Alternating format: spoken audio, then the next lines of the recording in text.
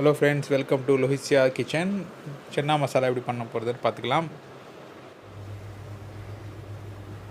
எப்படி பண்ண போகிறதுன்னு பார்த்துக்கலாம். ஃபஸ்ட்டு கடாயை வச்சுருங்க. கடாயை வச்சுட்டு அதில் கொஞ்சம் எண்ணெய் ஊற்றிக்கோங்க. ஆல்ரெடி ஊற்றிருக்கு, பட் ஆனால் உங்களுக்காக நான் மறுபடியும் ஊற்றுறோம். அப்புறம் கறி லீஃப் ஒரு 2 போட்டுக்கோங்க.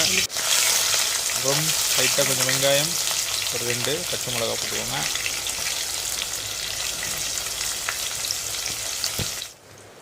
அப்புறம் அரைச்ச வெங்காயம் ஒரு 3 வெங்காயமாக நல்லா அரைச்சி அதை போட்டுக்கோங்க.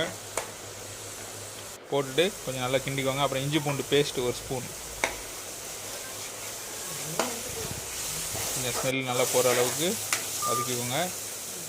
அதுக்கப்புறம் தக்காளி ஒரு 2 தக்காளி, அதுவும் நல்லா மிக்சியில் அரைச்சிக்கிட்டு ஊற்றிக்கிட்டு, அதுக்கப்புறம் கொஞ்சம் நேரம் அப்படியே நல்லா அந்த பச்சை ஸ்மெல் போகிற வரைக்கும் பார்த்துக்கிட்டு கொஞ்சம் உப்பு போட்டுக்கோங்க தேவையான அளவு. மஞ்சள் தேவையான அளவு. மிளகாய்த்தூள் தேவையான அளவு.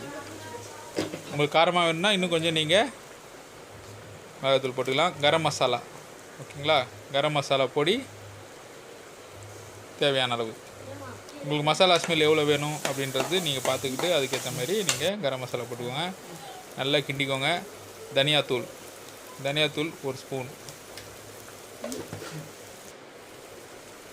இது சென்னா, நம்ம சுண்டல் இருக்குது பார்த்திங்களா, அந்த சென்னாவை ஆல்ரெடி வேக வச்ச சென்னாவை போட்டுட்டு கிண்ணத்தில்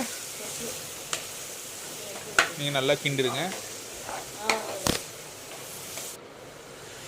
அப்புறம் தேவையான அளவு தண்ணி ஊற்றிக்கோங்க. சென்னா மசாலா செய்கிறது வந்து ரொம்ப ஈஸி தான், ரொம்ப கஷ்டமான வேலை கிடையாது.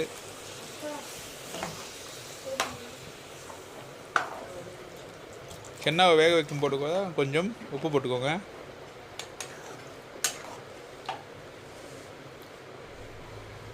அதுக்கப்புறம் கொஞ்சம் ஜீரகம் பொடியை சேர்த்துக்கோங்க.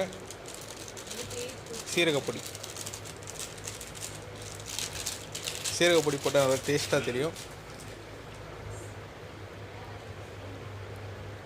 நல்லா கிண்டிக்கோங்க. மல்லி, பொடிசாக அரைஞ்ச மல்லி போட்டுக்கிட்டு நல்லா கொதிக்க வைங்க.